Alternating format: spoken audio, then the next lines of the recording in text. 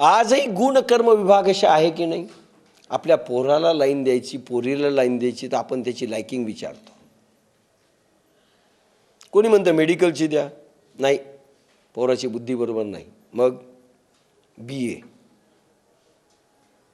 आजही आपण त्याच्या क्षमतेनुसार, त्याच्या बुद्धीनुसार, त्याच्या वृत्तीनुसार, त्याच्या आवडीनुसार, त्याच्या कॅपॅसिटीनुसार आपण लाईन देतो की नाही? गुण कर्म विभाग अशा म्हटलं, चुकलं कुठे? आजही तुम्ही देता. खाटखुट तो करीत असेल तर चला लोहारकीचा धंदा द्या. लोहार नाही म्हणायचं, इंडस्ट्रियलिस्ट म्हणायचं, किर्लोस्कर.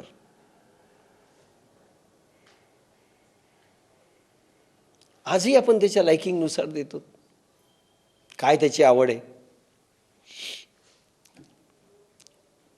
म्हणून उचित व्यवस्था समाजधारणेकरिता, राष्ट्रधारणेकरिता, ह्या सगळ्या आत्मोन्नती आणि समाज उन्नती, राष्ट्र उन्नतीसाठी ज्या ज्या व्यवस्था इंडिव्हिज्युअल लेव्हलवर, सामाजिक लेव्हलवर आवश्यक आहेत त्या केल्या पाहिजेत, हे भगवंतांनी सांगितलं आहे.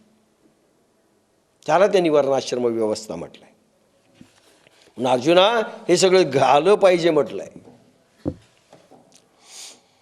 पाठीजे निषिद्ध मणिपे, तेही बुजावे स्वरूपे, ए तुलेणी कायन गुंफे अपैसेची. पाठीजे निषिद्ध मणिपे, अरे ज्या वेळेस एखाद्या वेळेस क्षात्र तेज जर हरला असेल, या देशामध्ये फेल झाला असेल, राजा जर भ्रष्ट झाला असेल, कमकुवत झाला असेल, परकीय आक्रमण झाले असतील, हीच ऋषीमुनी साधना सोडून धनुष्यबाण हातात घेऊन त्यांचं पाणीपत करायचे. कधीतरी वशिष्ठ बाहेर निघायचे, कधीतरी विश्वामित्र बाहेर निघायचे आणि धनुष्यबाण घेऊन निपात करायचे. पुन्हा एखाद्या स्वतः नाही बसायचं, आता जाऊ द्या, तुम्हाला काही जमन, आता मीच राज्य करतो. पुन्हा मनात निघून जायचे. चांगला राजा प्रतिष्ठापित करायचं, ही समाज धारणेकरता करावं लागत होतं. शापादपी शरादपी, दोन्ही तेज म्हणजे ब्रह्मतेज. क्षात्र तेज आणि ब्रह्मतेज एकत्र आलं पाहिजे.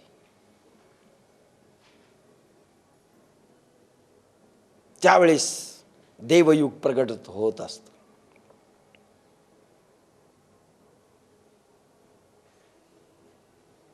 पाठीजे निषिद्ध मणिपे, तेही बुजावे स्वरूपे, ए तुलेन कायन गुंफे अपैसेची. याचा अर्थ सगळ्या व्यवस्था आजही उचित रीतीनं केल्या पाहिजे. कशा केल्या पाहिजे? वैज्ञानिक रीती काल सांगितलं. कर्मातून अकर्मात कसं जायचं, कर्मातून निष्कर्मात कसं जायचं, बाकी सगळं काल भाग झाला, परवाही झाला, अनेक भाग आपण पाहिले. आता पुन्हा रिपिटेशन नको. पण हे जरुरी आहे. अर्जुना, सोडू नकोस, हे करावं लागणार आहे.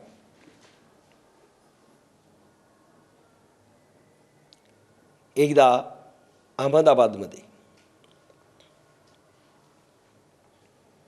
ज्याला हिंदीमध्ये बाढ म्हणतात, पूर आला गोमती नदीला. गोमती आहे ना, अहमदाबाद, गुजरात, प्रत्येकजण पाहिला, आम्हाला काय माहीत. ह्या गोमती नदीला महापूर आला पावसाळ्यात. सगळ्या अहमदाबादमध्ये पाणी घुसलं. रात्री वल्लभभाई पटेल रात्रभर बाहेर होते पुरामध्ये. लोक म्हणले, अहो असं काय तुम्ही करतायत, तुम्ही जातायत? नाही म्हणले, वाचवायचेत लोक. बाहेर निघाले वल्लभभाई पटेल रात्रभर, आणि ते बाहेर निघाले म्हणून सगळे बाहेर निघाले. मरू द्यायचं नाही, करावं लागतं समाज धारणेकरता, लोकांना वाचवण्याकरिता.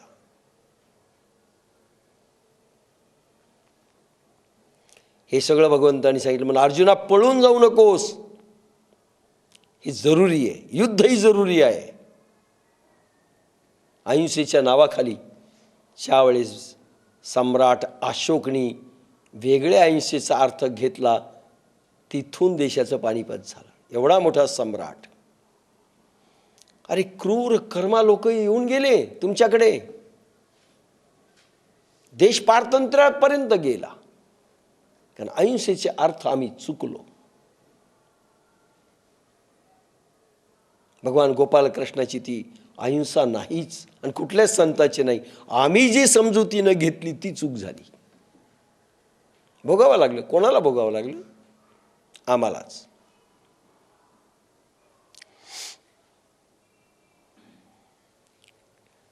अरे ठीक आहे, तुम्ही हल्ला करू नका हो, पण लोकांनी हल्ला केला तर काय? राजा भीमदेव सोरटी सोमनाथला राजे होते. त्यावेळेस सोरटी सोमनाथमध्ये असं वर्णन आहे, कमरे इतकी ती मूर्ती उंच होती आणि हिरे आणि माणकाचा प्रकाश असायचा, असा दिवा नाही लावायचा. तेथे कर माझे जुळती. दिवा नाही, रत्नांचा प्रकाश पडत असे आणि त्या प्रकाशात जायचं. इतकं म्हणजे रत्नाचाच प्रकाश मंदिरात आणि याच्यात असायचा. हे कोणाला समजलं? कोणाला चढाई करायला सोरटी सोमनाथ? महमद घोरी. तो आला, त्यांनी चढाई केली, मूर्ती फोडली आणि मूर्तीचा जो हे आहे शाळीग्रामचं, म्हणजे काय म्हणतात त्याला, पिंड, ती मस्जिदीच्या मक्केला पायरी म्हणून लावली. रत्न लुटून नेले. सिंहासन होतं शहाजहानचं, तेही गेलं एका काळी. आणि राजा भीमदेव काय म्हणत बसला? देव पाहिल त्याला, देव पाहिल. 300 न्हावी असायचे म्हणे भादरायला, 300 न्हावी आणि 1000 ब्राह्मण पूजा सांगायला असायचे. हा थाट होता सोरटी सोमनाथचा त्या काळात.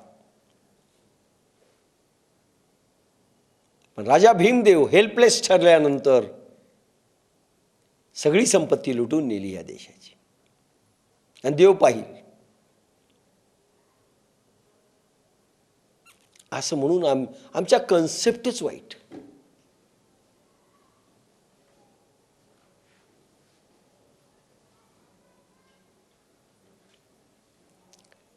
म्हणून भगवान अर्जुनाला सांगतायत ते आजही उपयोगी.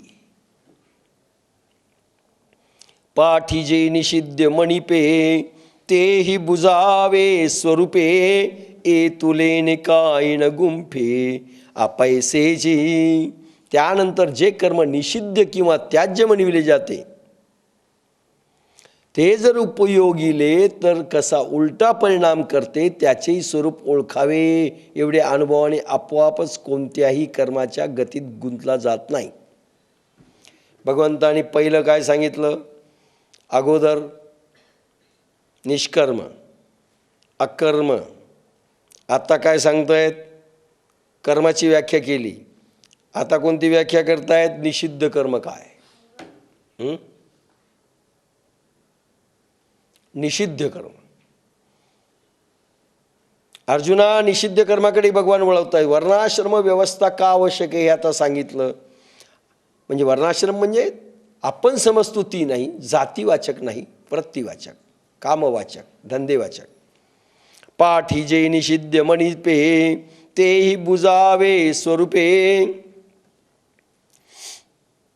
जे निषिद्ध कर्म आहे तेही जाणून घे अर्जुना, ज्याच्यामुळं जे केल्याने आपलं वाईट होतं. काही 2 प्रकार निषिद्ध कर्म कशाला म्हणतात? जे करायला पाहिजे ते केलं नाही आणि जे नाही करायला पाहिजे ते केलं, दोन्ही निषिद्ध आहे. जे करायला पाहिजे ते केलं नाही. शत्रू आलेला आहे, मारणार आहे, तुमच्या शक्ती आहे, पण तुम्ही मारू दिले. अहिंसा परमो धर्म, मार मार.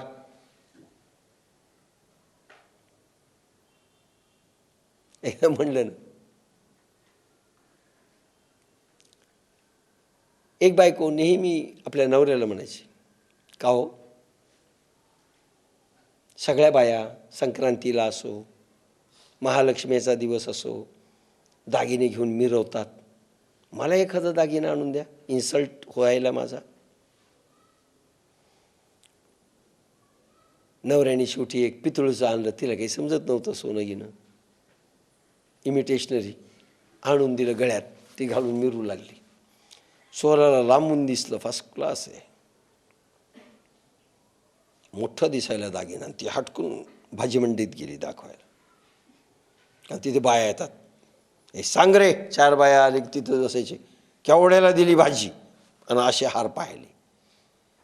आता चोराने जाता सायकलवर मारला तो दागिना, घरी गेला. घरी गेल्यानंतर पाहिलं दागिना खोटा. चोराला वाटलं बाईनं फार बेवकूफ बनवलं आपल्याला, कारण चोराला एक टाईम आहे हो, त्याचाही धंदा आहे, त्याचंही काहीतरी झालं पाहिजे ना. आणि सगळे खोटे दागिने गेला ना रात्री, आणि रात्री जाऊन बाईला ठोकलं त्याने. म्हणे का मारतायत? म्हणे माझा सगळा टाईम खराब केला, खोटे दागिने घालते आणि खरे असल्याचे भासवते. मार मार म्हणले, मार मार, काही होत नाही, माझा नवरा तर याच्यापेक्षा जास्त मारतो.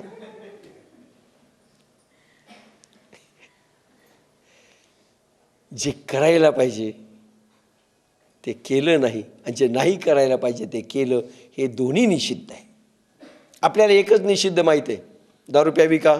नाही. गुटखा खावा का? नाही. मटका खेळावा का? नाही. असे काही निषिद्ध कर्म आपल्याला बिडी प्यावी का? नाही.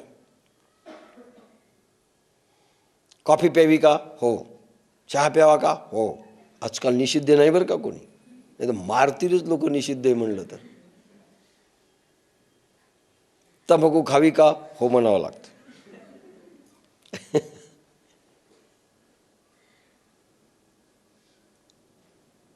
पान 500 रुपयाचं आहे. मी काल जालन्याला गेलो, केवढ्याचं पान घेतलं त्यांनी कोणाला माहिती, खाल्लं. म्हणलं इतके भारीचं पान? म्हणले अहो इथं 500 रुपयाचं पान आहे. 500 रुपयाचं पान? म्हणलं सोन्याचा अर्क टाकीत असतील. 500 रुपयात काय टाकत असतील, मला ते पाहायचं होतं. पण ते कुणी आलंच नाही 500 रुपयाचं पान घेणारा. 500 रुपयाचे पान आहेत. मग काही कर्म निषिद्ध नाहीत. 500 रुपयाचं पान निषिद्ध नाही. खोटं बोलणं निषिद्ध आहे, चोरी करणं निषिद्ध आहे, पार्टनरला फसवणं निषिद्ध आहे, बायकोला फसवणं निषिद्ध आहे.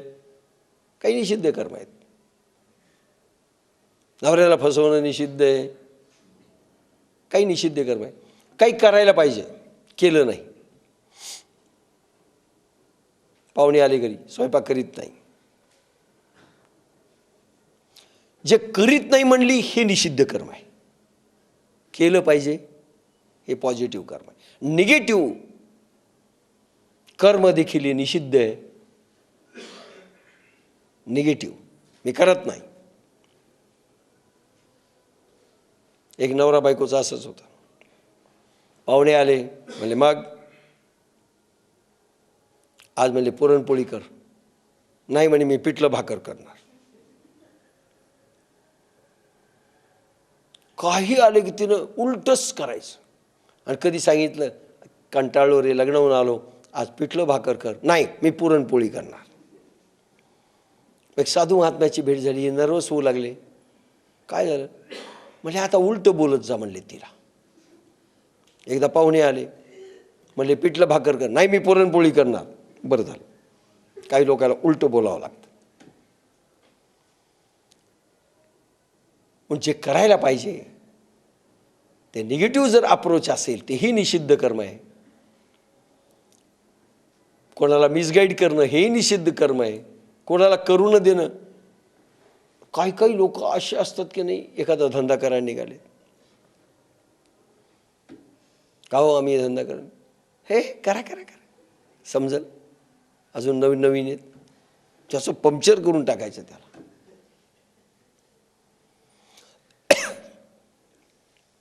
खूप पाहिलेत आम्ही, खूप केलंय. कोणी सेवा कार्य करायला निघालं, हा करा करा करा, आम्ही थकून गेलो, समजल समजल समजल. हे निगेटिव्ह, त्याला पंक्चर करणं हे निषिद्ध कर्म आहे. अरे तुम्ही करू नका, करत असणाऱ्याला तर ओढू नका ना. म्हणजे खेकडे, भारतीय माणूस कसा आहे म्हणले, खेकड्यासारखा आहे.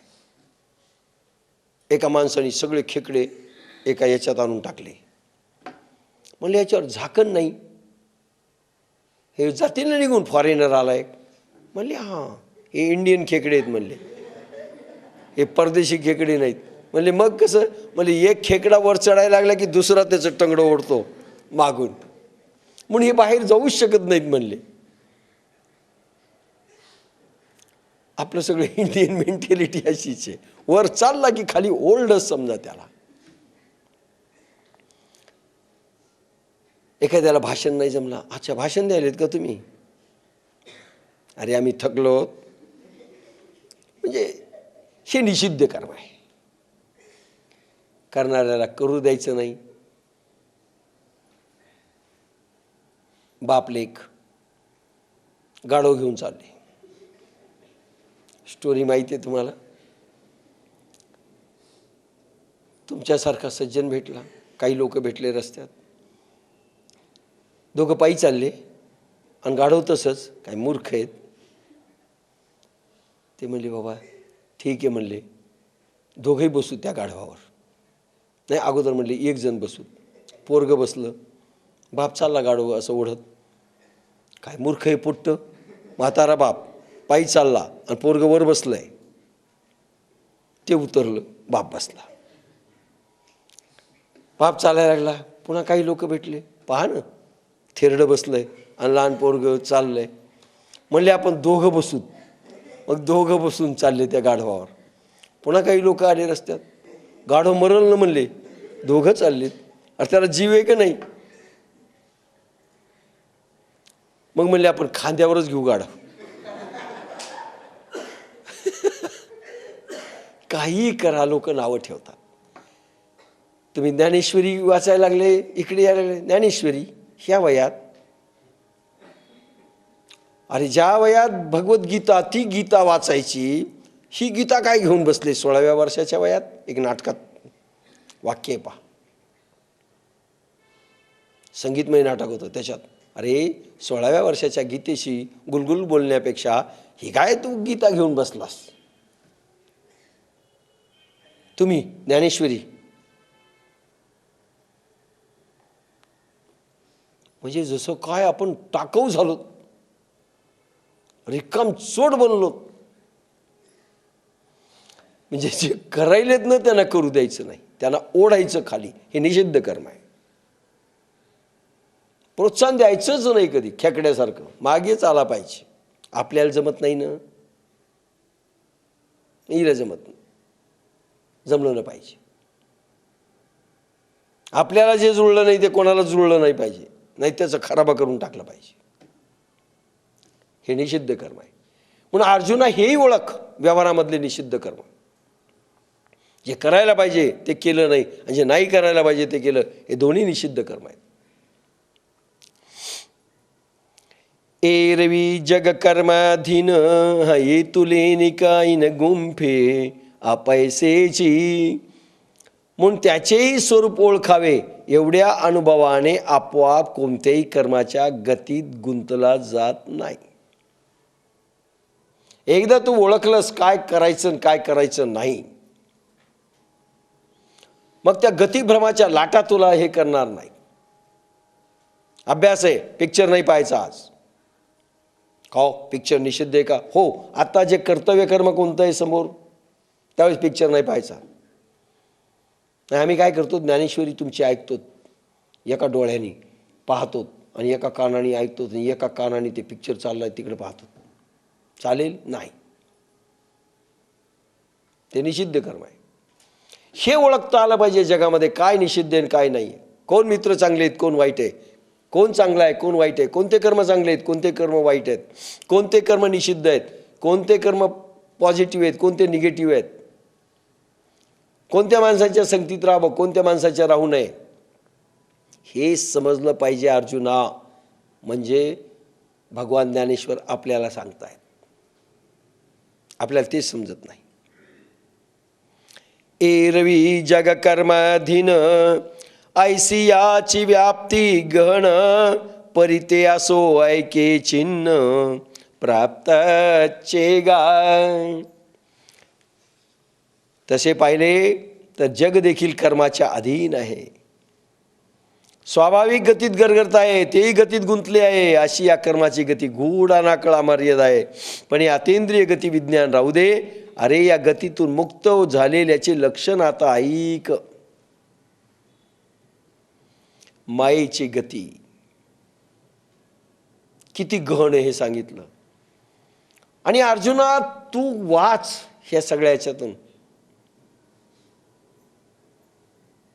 ह्या जगात वाईटही वस्तू निर्माण केलेल्या आहेत. तुम्हाला कसं आहे, एक माणूस मेला,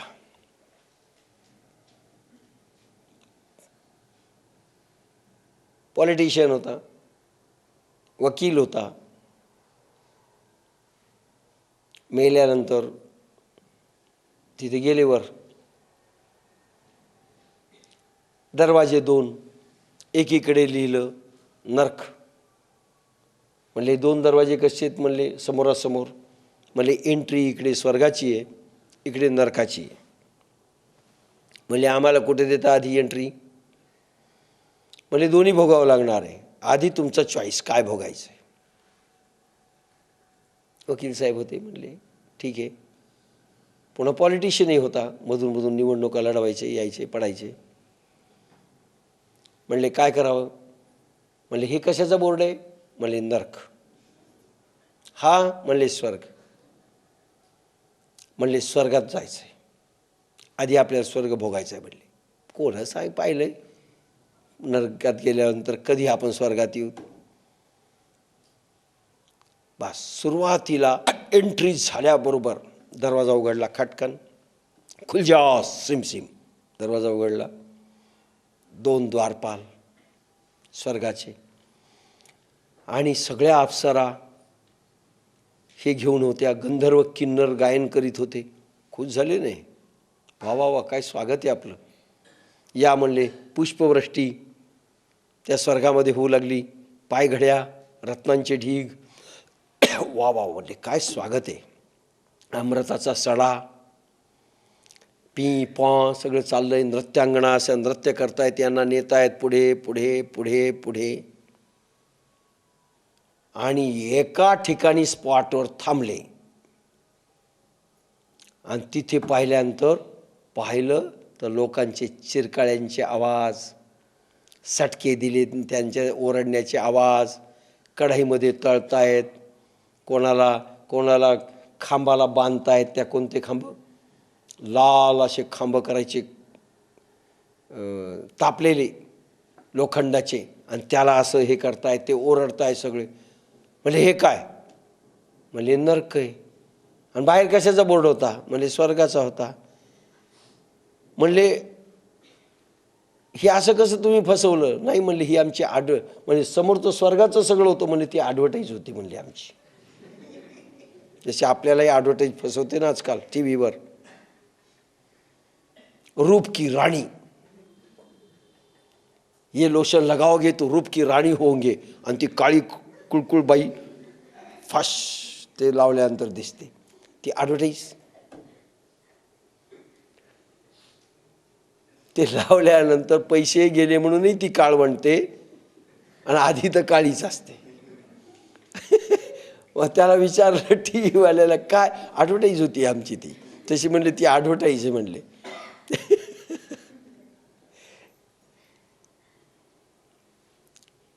कशावर निघाला होता विषय? एरवी जग कर्माधीन.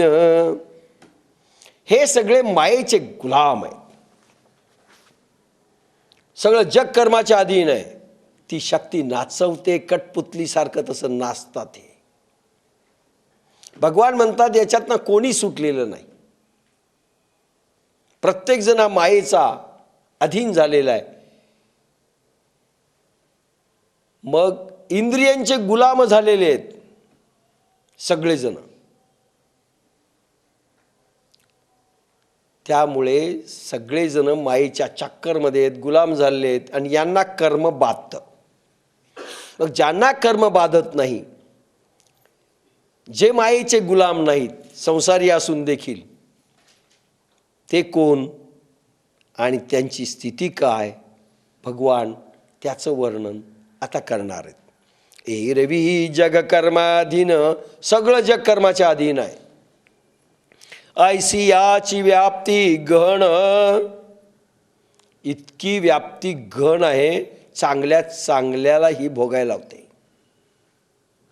चांगल्या चांगल्याला कर्म की गती न्यारी, कर्म की गती गहन, हे जे म्हटलं जातं ना, चांगल्या चांगल्याला पता लागू देत नाही, केव्हा बुद्धी भ्रष्ट होते. म्हणून तुम्ही पहा, अनेक लोक चांगले होते पण त्यांची बुद्धी अनेकदा भ्रष्ट झालेली दिसते.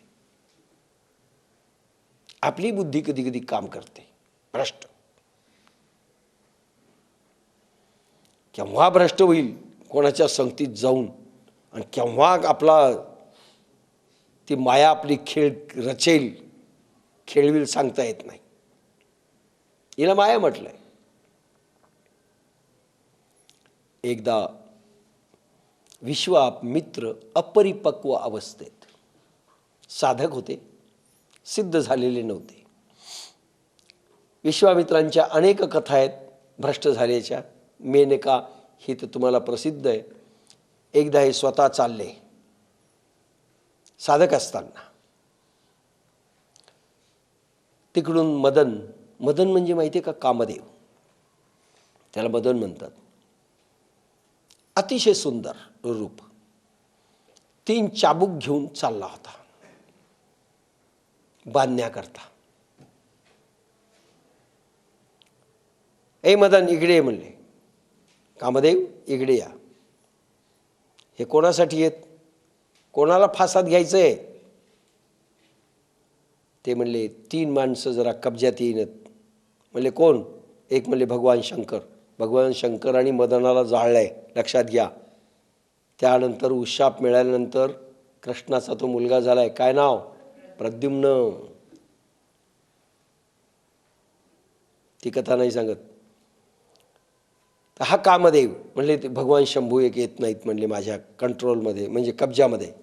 अजून म्हणले शुकाचार्य. अजून 1-2 नावं सांगितले. म्हणले आपल्यासाठी कोणतं आहे? तुम्हाला काय करायचं म्हणले? फासा काय करायचा तुम्हाला? कुर्र म्हणलं की मागे पळत येत आले. इतका राग आला विश्वामित्राला. असंही म्हणले चॅलेंज देतो तुला म्हणले, मला अगदी हे करून दाखव. ठीक आहे म्हणले. कुर्र म्हणलं की मागे पळत येताल म्हणले, तुम्हाला चाबूक फेबूक काही गरज नाही किंवा फासा तयार करायचा गरज नाही. काही वर्ष जाऊ दिली. साधना करत असताना विश्वामित्रांचे पाऊस पडला खूप, आणि एक मधुगंध त्या जमिनीतनं असा निर्माण झाला. पावसाच्या धारा, जलधारा चालतायत, श्रावणातल्या धारा वर्षाव करतायत. आणि अशा वेळेस एक सुंदर स्त्री, इतकी अप्रतिम, मदन असतो स्वतः सुंदर, कामदेव म्हणजे या सौंदर्याचा पुतळा, आणि पुन्हा तो बाई झाल्यानंतर अप्रतिम सौंदर्य घेऊन आला.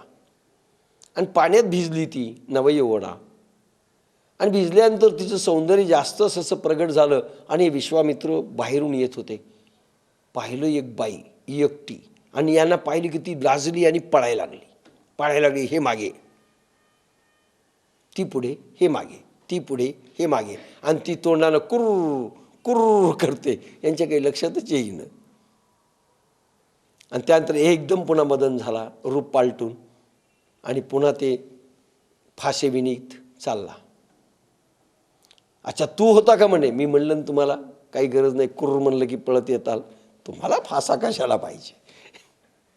ही माया आहे. माया कधी कोणाला चांगल्याला मातीत घालते, भगवंताची माया. पण कोणाच्या कंट्रोलमध्ये असते आणि त्याचं लक्षण काय आता भगवान सांगणार आहेत, जे आपल्यासाठी आवश्यक आहे. 18 म्हणजे कर्म, विकर्म, अकर्म, नैष्कर्मे सगळं जरी असेल तरी निषिद्ध कर्मामुळे ही माया तुमच्या छातीवर बसेल. लक्षात घ्या, काही चुका केल्या, चुका म्हणजे काय हो, तुम्ही साधनेत चुका केल्या, व्यवहारात चुका केल्या, मानसिक चुका केल्या, भावनिक चुका केल्या, कुठल्याही चुका केल्या, दॅट इज निषिद्ध कर्म. आणि त्या निषिद्ध कर्माचे भोगावेच लागतात, मोठमोठ्याला भोगावे लागतात. पण निषिद्ध कर्माचा पसारा म्हणून याला गहन म्हटलंय. कर्म की गती न्यारी, कर्म गहन इथे म्हटलंय. की भूलभुलैया होतं, वाटतं हे पाणी आहे, त्या ठिकाणी मृगजळ निघतं, पाणी निघत नाही. हे सगळं भूलभुलैया. आपल्यालाही आपण भुलतोत की नाही. मोह मदिरा भुलले, माऊलींची ओवी आहे ना, मोह मदिरा भुलले. आपल्यालाही वाटतं ना जगात पैसा श्रेष्ठ आहे, मग वस्तू आम्ही आणूत, मग सुंदर सुंदर बंगला बांधूत, मग तो बंगला टाकाऊ झाला की दुसरा बांधूत, मग कारा आणूत, काय काय आणूत. अजून भुललेलो आहेत की नाही आपण. पण सोडून जाऊ ती कल्पनाच येत नाही. जरी असू तर नाहीत, बहुतेक ते दुसरे जातील, मरतील, आपण नाही मरणार. एखादं मेलच, डायबिटीसमध्ये इतका खात होता, अरे मी सांगितलं होतं मी खाऊ नको जास्त, ऐकलं नाही, मेलं. अरे तू पण जाणारच ना रात्रीतून. पण नाही, वाटत नाही आपण जाणार. सगळ्याला वाटतं आपण नाही जाणार. याला विचारलं होतं धर्मराजाला यक्ष प्रश्नामध्ये. एक प्रश्न असा होता, सगळ्यात जगात आश्चर्य कोणतं, जगात आश्चर्य कोणतं. त्यांनी सांगितलं, रोज मरताना माणसं दिसत आहेत पण आपण मरणार नाही असं सगळ्याला वाटतं, हेच आश्चर्य आहे.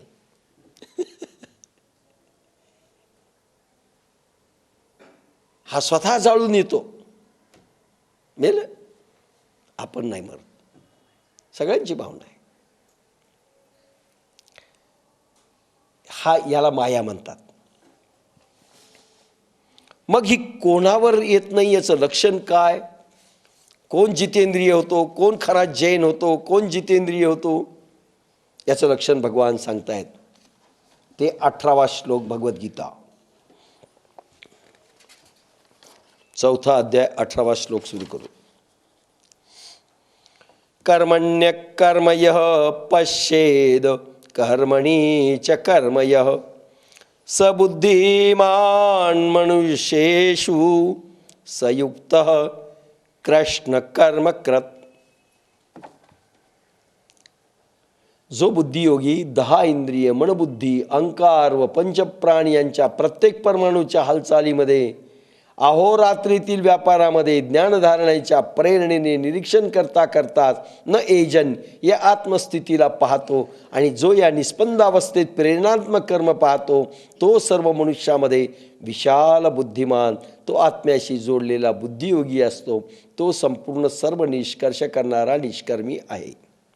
समगीत बाप्पासाहेबांचं. कर्मी पाहे जो अकर्म, अकर्मी जो पाहे कर्म. वाह, गोड ओवी पहा. 2 याच्यातच उभं केलंय. कर्मी पाहे जो अकर्म, अकर्मी जो पाहे कर्म. बुद्धिवंत लोकी असे, युक्त योगी कर्मी दिसे. बाप्पासाहेबांचे जे जिष्ट आहे ना, संपूर्ण श्लोक उभा करतं. आणि सायन्स. तळी खडा दावी विची, वीज दावी गतिसाची. इच्छा हो तर वीज नाही, यंत्र फिरे उगा पाही. इच्छा हो तर वीज नाही, यंत्र फिरे उगा पाही. माऊलींच्या ओव्या, जो सकळ कर्मी वर्तता, गोड ओवी आहे. पुन्हा सायन्स आहे, जो सकळ कर्मी वर्तता, देखे आपुली निष्कर्म्यता, कर्मसंगे निराशता फळाचिया, जो सकळ कर्मी वर्तता. कोण इंद्रियजित झालंय, मायेला कंट्रोल कोणी केलंय, कोण मायेचा स्वामी झालाय, कोण सिद्ध झालाय, कोण कैवल्य पद प्राप्त झालाय आणि कोण देव झालाय, कोण भगवान झालाय. सगळ्यांचं उत्तर आता याच्यात आहेत. जो सकळ कर्मी वर्तता, कर्म सोडायचं नाही, सगळे कर्म करून. पहा, संन्यास नाही सांगितलेला आहे आणि भगवंतानी त्याला मार्ग दिलेले आहेत. जो सकळ कर्मी वर्तता, देखे आपुली नैष्कर्म्यता. झोपेतून उठल्यापासून झोपी जाईपर्यंत प्रपंच वेगळा परमार्थ वेगळा असा भेद न करता अहोरात्रीतील सर्व कर्मे योगशक्ती योगयुक्ती व भक्तीने सर्वार्पण पद्धतीने केली तर अवघाचे प्रपंच परमार्थ रूप होतो, निष्कर्म होतो. सर्व इंद्रिये सर्व कर्मात वावरत असताना देखील जो आपली आपण निष्कर्मता पाहतो व त्या कर्मांच्या गती बरोबर लाभाची वासना वाहत नाही, कारण बुद्धी सकृत प्राण अव्यय आत्म्यात असतो.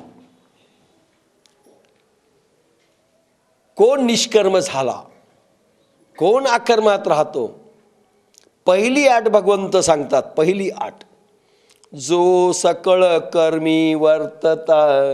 कोणकोणते कर्म? निषिद्ध तर वर्ज्य आहेत. मग कोणते आहेत? लौकिक, वैदिक, स्वाभाविक, काल. वैदिक, लौकिक, स्वाभाविक हे सगळे कर्म व्यवहारात आणि परमार्थात करत असताना, विहित कर्म ज्याला म्हटलंय, योग्य कर्म आहेत ते करत असताना देखे आपुली नैष्कर्म्यता. आता ही निष्कर्म्यता येण्याकरिता जो स्वतः निष्कर्म भाव स्वतःच्या कर्मामध्ये पाहतो. साधी ओवी टाकली पण गण किती आहे? मागचा रेफरन्स जर नाही घेतला तर काही कळणार नाही. किती गण आहे? कर्म करायचंय कोणतं? सगळं करायचं निषिद्ध सोडून. पुढे जे जो सकळ, पुन्हा वर्णाश्रम धर्म पाळायचा आहे, इंडिव्हिज्युअल डेव्हलपमेंटचे सगळे प्रयोग करायचे आहेत. पुन्हा कर्म करत असताना निष्कर्माच्या दोन साईड मी सांगितलेले आहेत प्रयोग. एक परवानगी मागणे अर्पण करते, एक बीजे जैसी दगदली नवगवताचे पेरिली. अनेक गोष्टी सांगितल्या तर पुन्हा पुन्हा सांगत नाही. हे सगळं जो करतो आणि कर्म करत असताना आता पुढची स्टेज दाखवतायत भगवान, जो साक्षी भावाने पाहतो आपल्याच कर्मांना. लक्षात घ्या,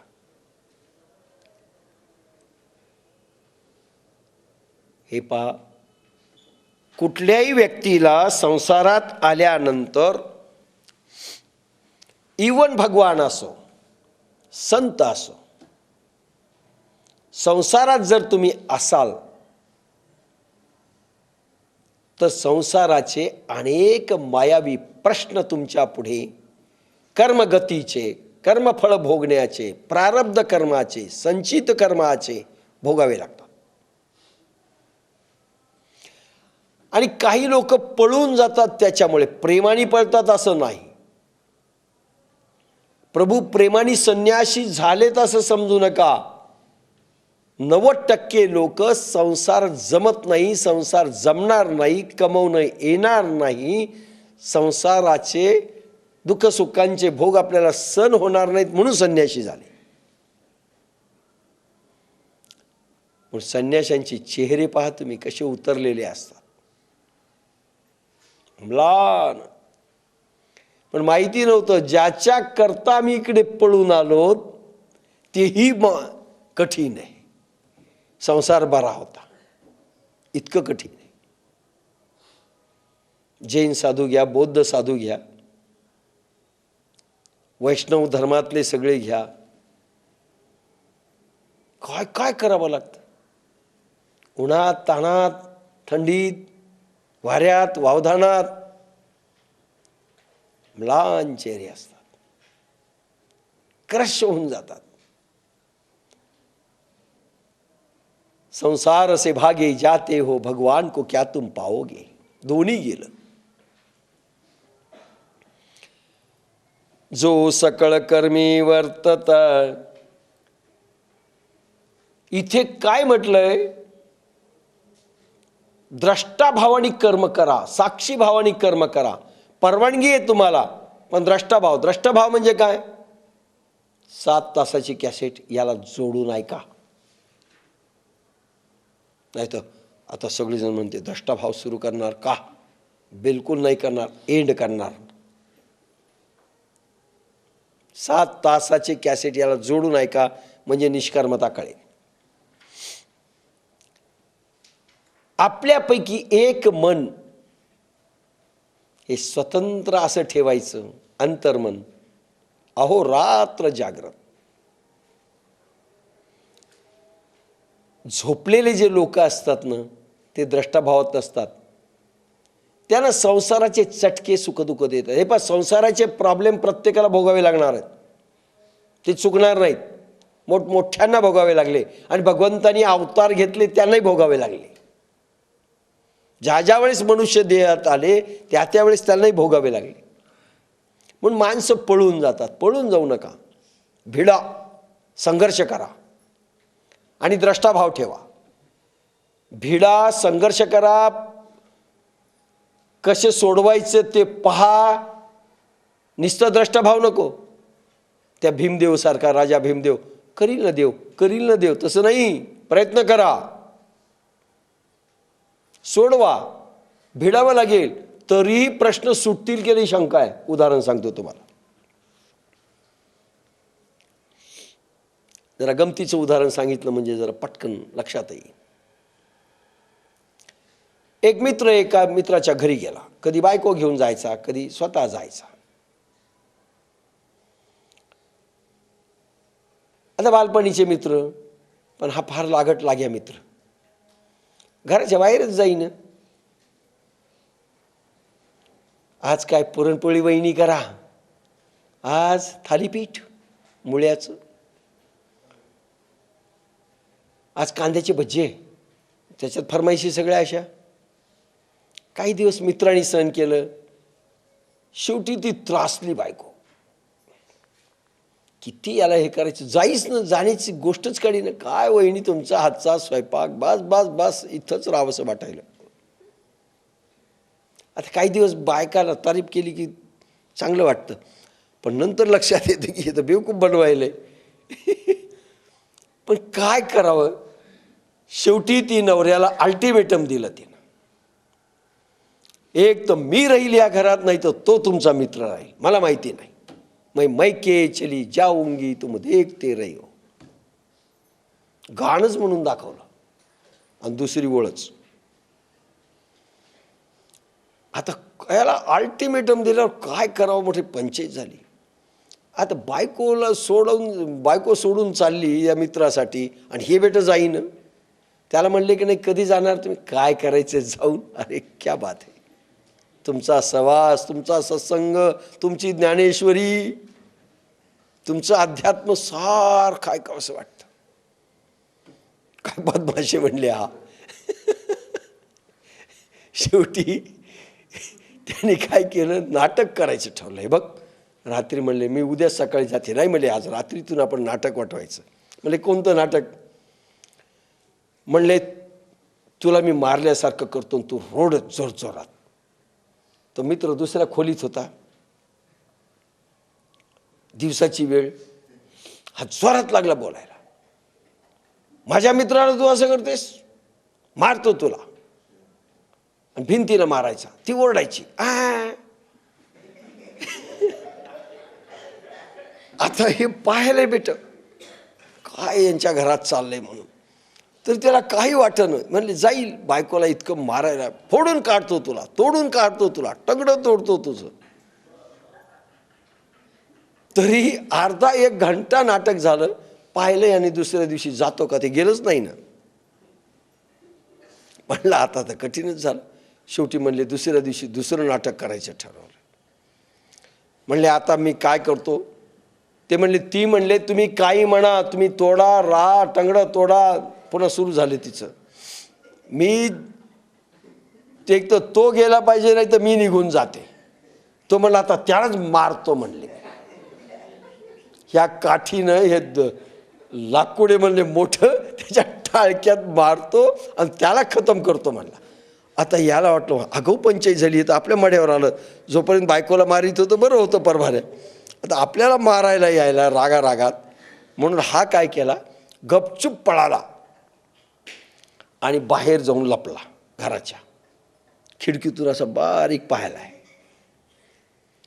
आता त्यानं वाटलं गेला, म्हणून यानं लाकूड गिकूड टाकलं. ये म्हणले आत ये. बायकोला म्हटला दरवाजा उघड, आत ये. नाटक संपलं म्हणले, गेला एकदाचा. नाटकच केलं म्हणले मी. तर म्हणले पण तू का रडतेस म्हणले, एवढ्या ढसढसा इतकी रडून डोळे तुझं हे करून घेतले. म्हणले मी पण खरी कुठं रडले, नाटकच केलं. तो खिडकीतून पाहायला. तो म्हणे मी तरी खरं कुठे गेलो, मी पण नाटकच करायलो.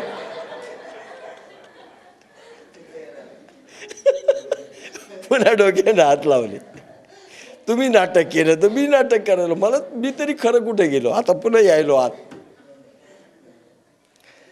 प्रश्न सुटत नसतात, त्यांच्याशी झुंजावं लागतं. एखाद्या वेळेस प्रश्न आपल्याला लोळवतात. म्हणून म्हटलं की त्याला पळून नाही, कर्म करून निष्कर्मता. काही वेळेस वाईट जरी आपल्याला फळ मिळालं तरी सुखी संतोषान यावे, दुःखी विषादान भजावे, लाभा लाभण धरावे मना माझी. लाभ काय, तोटा काय, नफा झाला काय, दुःख मिळालं काय, सुख मिळालं का नाही, द्रष्टाभाव म्हणून पाहतोय. आपल्याच जीवनाकडे त्रयस्थ म्हणून पाहतोय. आणि दुःखातही तो वाईट मानून घेत नाही, सुखातही तो आनंद मानून घेत नाही. चला हे माझे कर्मबळ आहे. आणि सगळी पॉझिटिव्ह दृष्टी असते, याला द्रष्टाभाव म्हणतात. भगवान जसा द्रष्टेपणाने ह्या संसाराकडे पाहतो, एखादं ब्रह्मांड जळालं तरी तो रडत नाही, आणि एखादं निर्माण झालं तर नाचत नाही. हा द्रष्टाभाव आपल्याला आला पाहिजे. आणि असा संसार करत असताना, प्रॉब्लेमशी झुंज देत असताना, कर्म करत असताना, सुखदुःखांचे, मायामोहाचे, आसक्तीचे प्रसंग ज्याला खाली पाहू शकत नाहीत, खाली दाखवू शकत नाहीत, हा जो द्रष्टाभाव आहे, जो असं पाहतो तो निष्कर्म झाला, तो पूर्ण झाला. जो सकळ कर्मी वर्तत. धन्ना जाटाचं पीक गेलं, भगवंताला म्हणतो भगवंता तू माझं पीक घालवलं. याचा अर्थ असा, मी आता चर्वणतर्पण सोडा, उपवास करावा 6 महिने असं दिसायले. दुसऱ्या वर्षी पीक चांगलं आलं, भगवंता मी उपवास सोडावा अशी इच्छा आहे. दुःखातही भगवान तू योग्य केलं, सुखातही भगवान तू योग्य केलं. दुःख का दिलं, मोठ्या दुःखातून तुम्हाला वाचवलं असेल, किंवा इथे फेडून टाकायचं असेल. द्रष्टाभाव. म्हणून एक म्हणालो, एक सुफी संत चालत असताना खटकन दगड लागला, ठेस लागली, रक्तबंबाळ पाय झाला. रक्तबंबाळ झाल्याबरोबर आकाशाकडे पाहायला लागले, नाचायला लागले. बाकीचे पाहायला लागले, काय वेळ झालं काय, नाचायला लागलं. रक्तबंबाळ पाय झाला, हो प्रभू, होय प्रभू असं करून नाचायला लागले. वा वा वा वा, तू ऋणमुक्त केलं. म्हणजे काय झालं, नाचायला काय झालं. अरे म्हणले कुठल्या तरी जन्मात मी याला ठोकर मारली असेल या दगडाला, आज यानं फेडून घेतलं, दगडाची ठोकर मला लागली, मी रक्तबंबाळ जरी झालो तर प्रभूनं मला ऋणमुक्त केलं, कर्जमुक्त केलं. This is positive. याला द्रष्टाभाव म्हणतात. नेहमी द्रष्टेपणाने राहणं, हे ज्याला जुळलं तो मुक्त. जैसी स्थिती आहे तैशा परी राहे,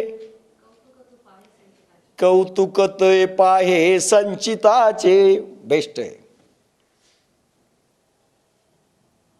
जैसी स्थिती आहे तैसाची तू राहे, कौतुक ते पाहे संचिताचे. संचित कर्म प्रारब्ध म्हणून ज्यावेळेस भोगायला येतं, कौतुक पहा की काय पहिल्या जन्मात आपण केलं म्हणून आज फेडायलो, काय वाईट केलं म्हणून आज फेडायलो. रडू नका, कौतुक पहा. कौतुक शब्द वापरलाय. कौतुक पहा, लीलेने पहा.